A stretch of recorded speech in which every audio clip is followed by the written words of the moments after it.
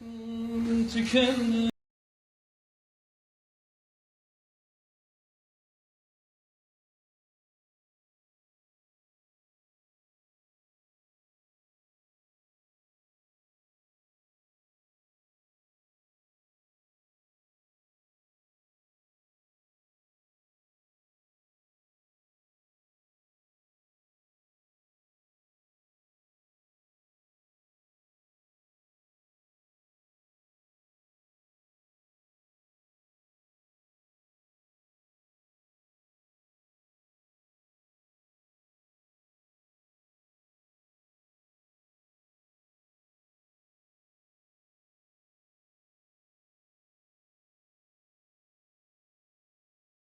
Derdimi lokmana gösterdim.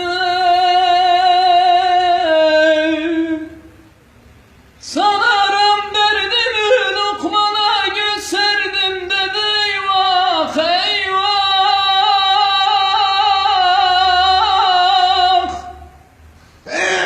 Bu derdin mef'une bir çare, hakiki bir ilah kaldı girme aman aman aman aman. Başla. Ne kara günlerde bizi halk etmiş Mevlam, ne kötü günlerde bizi doğurdun zavallı anam. Aho aho.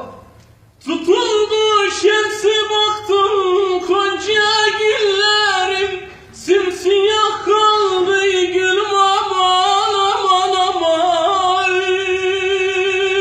aman. Elimde bir keşkül,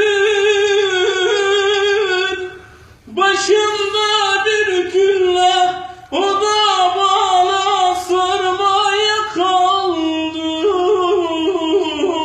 Maşallah, sese bak ya. Aman, ölümüne